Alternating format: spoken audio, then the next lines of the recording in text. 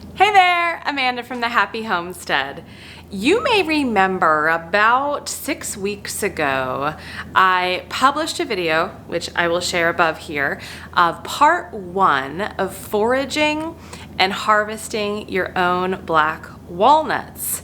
So if you haven't seen that video yet, please click above and take a look. That way you get to see this from start to finish, because that's part 1. So we have black walnut trees on our property, and around every October-ish, late September, really in the month of October, all of the black walnuts fall. And they're like these little green balls, and they're hard, and the squirrels love them, so you'll be competing with the squirrels. But I harvested a few pounds of those, hulled them, and then dried them out. Soaked them to get some of the black stain off, right? And then dried them out. Here they are. It is time to crack these puppies open. These have been sitting on our counter for literally about 5 to 6 weeks now. I did have to toss a few, maybe 5 or 6, and that's because they weren't totally dry. And so then kind of like a white mold started to form.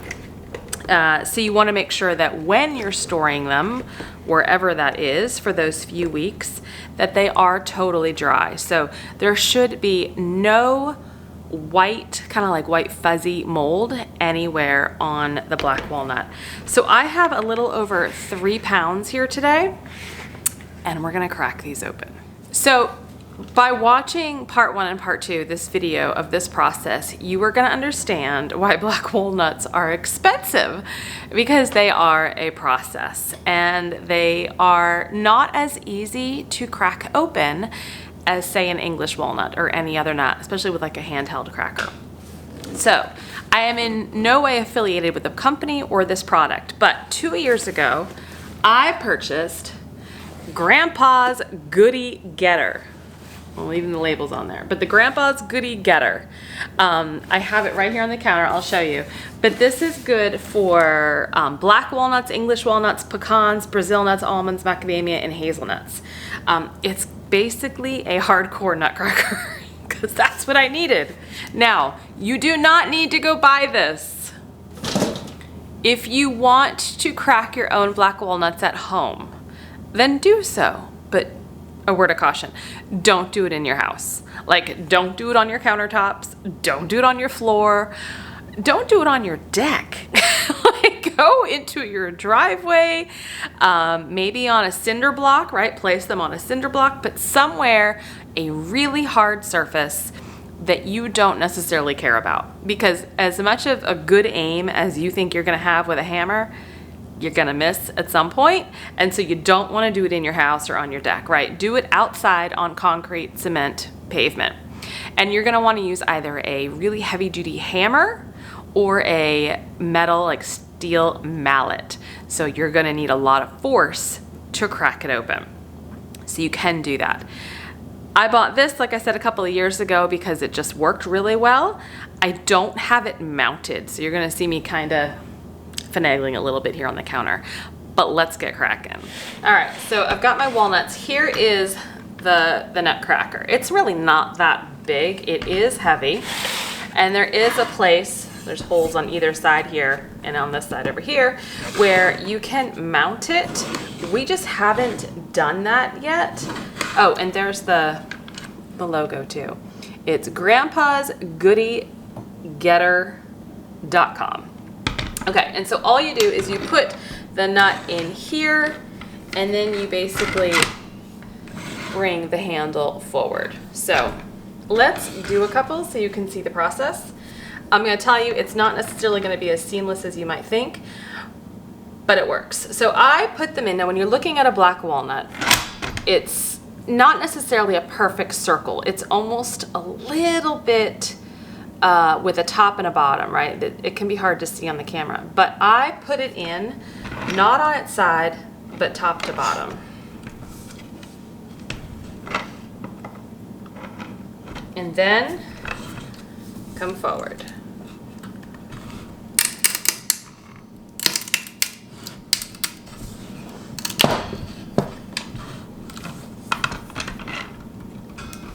it might take a couple of tries, but we did crack it.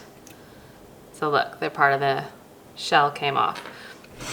So I want to show you that I need to do it again. I think this is hard. Because some of the nuts you're gonna have, they may not be good nuts, right? So there's always a couple that you're gonna end up throwing away. And it does make a mess. So keep that in mind. So I want you to see this. So I've got 2 bowls here because I want to really be able to distinguish between the shell and the meat. And this is just shell. So I'm gonna put all the shell in here. It's not necessarily like an English walnut because all of the nut pieces are in all of these little compartments. So it really does take work. Now, here is a nut piece, and here actually is a really big one. You want the nut meat to be firm and hard. Okay, this one's pretty good. I would say this is actually borderline kind of gone bad. I'm gonna save it for now, but the reason I say that is it's kind of darker right here, right, rather than that lighter color. And so you have to kind of go through all of the pieces here.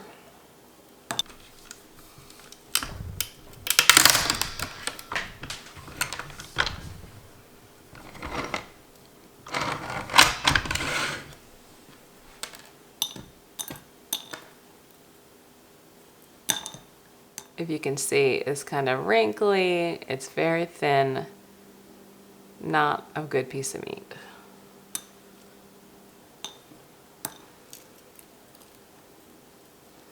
So you have to expect to have some loss when you're doing this.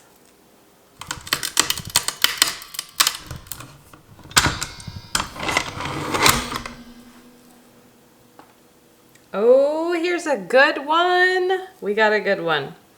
So I want you to see, can you see the difference there? Look at that nut meat. It's like the beautiful walnut color. There's no darkness, it's thick. And even a piece here that came out on my hand, see the glisten? That's a little bit of the walnut oil. So I'm going to definitely save the pieces. Now, there is a huge chunk right here, but I have to very carefully get it out. So it's very rare that you'll find, if you try to buy black walnuts, that you'll find them in huge chunks like you would maybe English walnuts. And that's because the way the walnut is designed, it comes out in these pieces, right? It's almost impossible to get the whole thing out in one piece. I have to crack this again. I'm gonna crack it very carefully because I do not want to break that piece.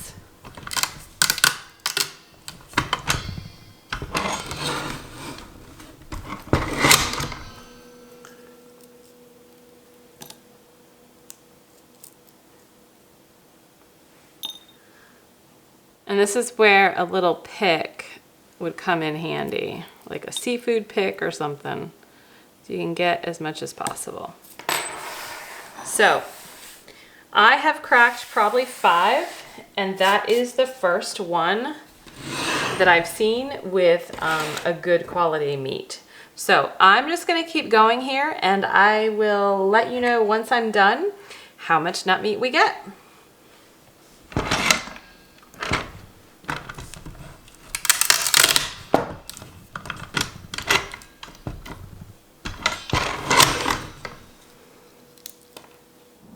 You see that big one? That is a huge piece of walnut right here and here.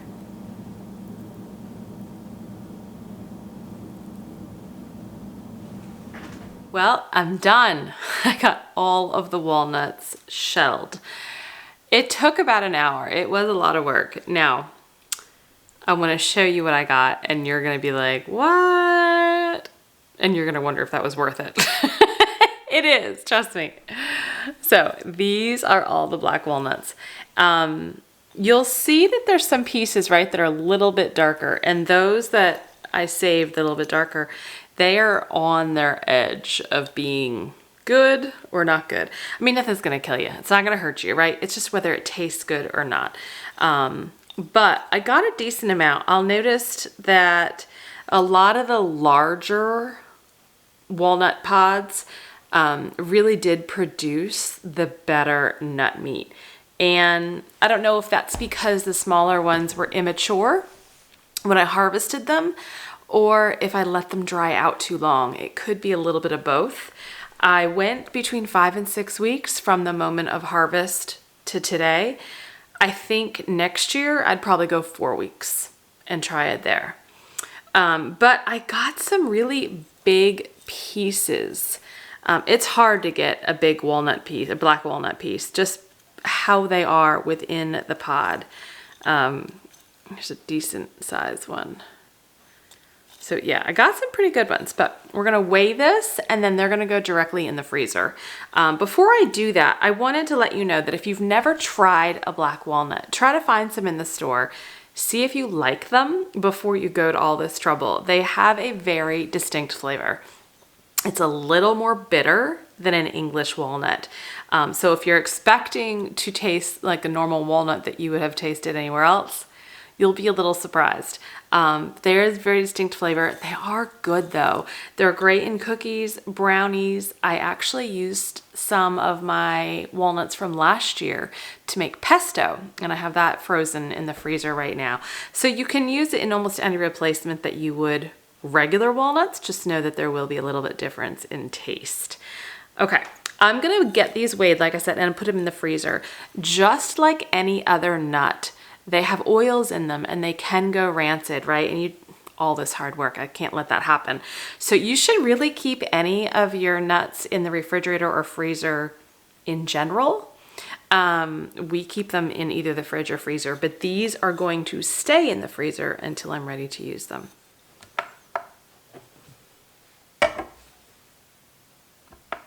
We started with a little over 3 pounds of nuts. Now, granted, that's obviously a lot of the pod.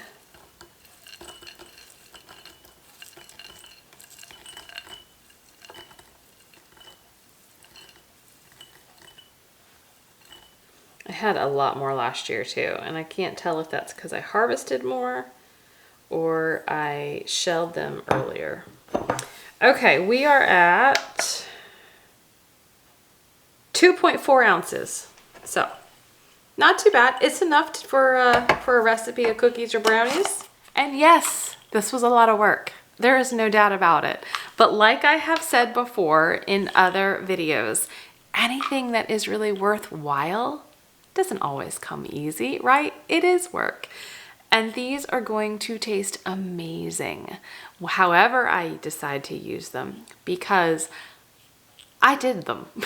I foraged them, I hulled them, and I shelled them. And that's what makes it even more special. And they were free. So in the freezer, these go. Thank you for joining me today on part 2 of our black walnuts. Don't forget to hit subscribe and stay healthy, stay well. I'll see you next time.